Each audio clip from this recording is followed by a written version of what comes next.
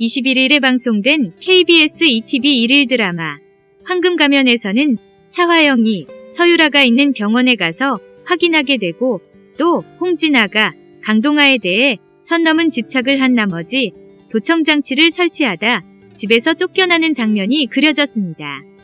이날 홍진아는 강동아에게 집착하며 강동아의 사무실까지 찾아가 문 밖에서 강동아의 통화 내용을 엿듣습니다. 홍진아는 강동아와 유수연이 만나기로 한 통화 내용에 두 사람을 미행했습니다. 유수연은 강동아와 함께 서유라가 입원 치료 중인 병원으로 향했는데요. 유수연과 함께 방문한 병원에서 입원 치료 중인 서유라를 확인한 강동아는 차 회장이 알면 가만 있지 않을 것이다. 모든 죄를 서유라한테 뒤집어 씌우고 있지 않나 라고 말했습니다. 이에 유수연은 그래서 안전을 위해 죽은 사람으로 만들 것이다 라고 이야기했습니다.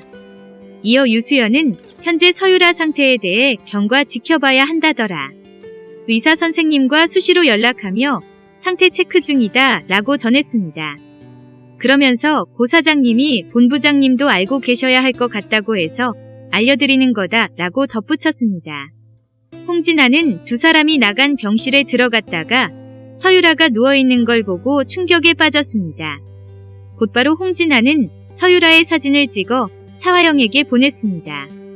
차화영은 늦은 밤 온 메시지에 얘는 엄마가 다쳤다면서 들리지도 않아 놓고 문자야 라며 휴대폰을 확인했습니다. 서유라의 사진을 본 차화영은 곧바로 이 사진 뭐야 라고 물었습니다.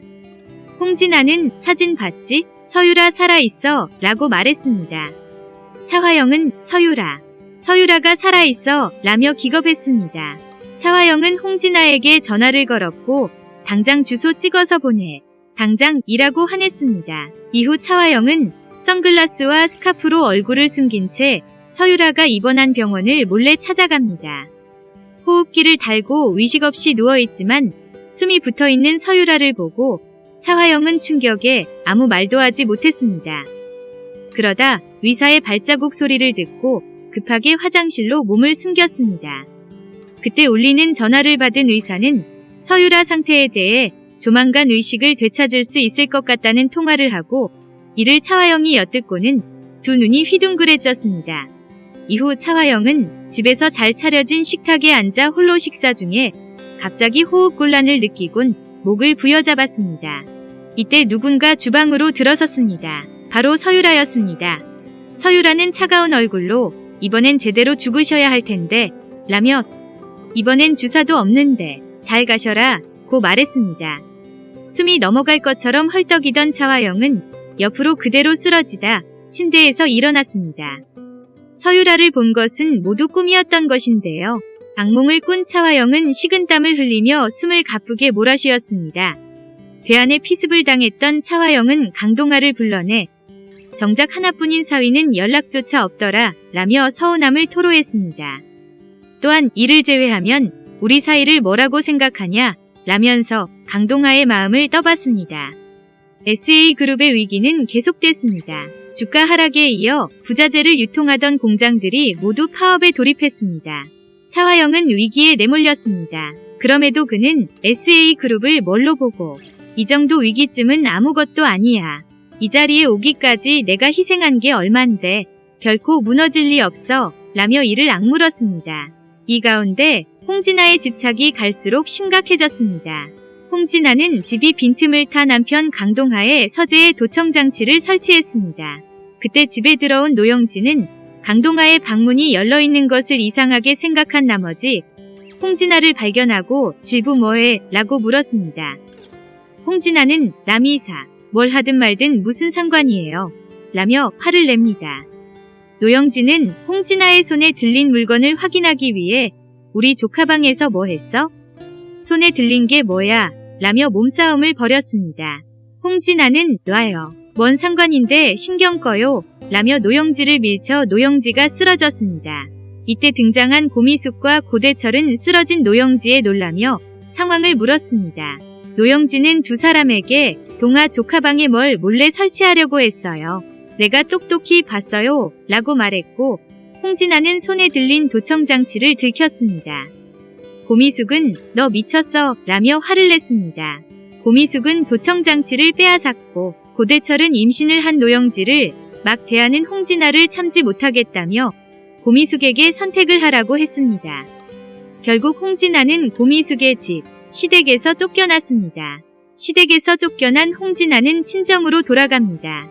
홍선태가 무슨 일인지 걱정하자 악에 가득 찬 홍진아는 어머니가 나가라고 한다. 내가 동아 오빠 옆에 있어야 하는데 어떻게 나한테 그럴 수 있어 라며 울부짖습니다. 딸의 관기 어린 집착에 홍선태는 인상을 찌푸립니다.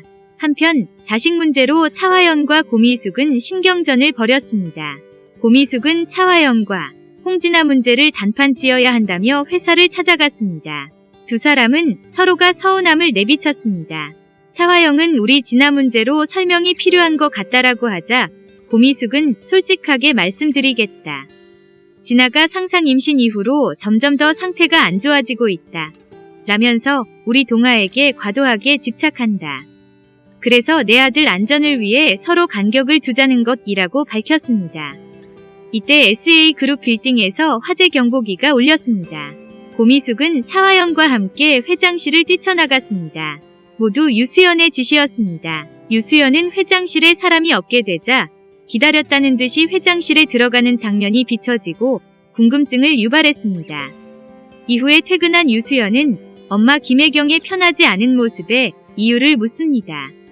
곧이어 김혜경이 안방 쪽을 바라보며 나와요 라고 말하자 정신병원에 갇혀있던 동창생 정태훈이 방에서 나옵니다.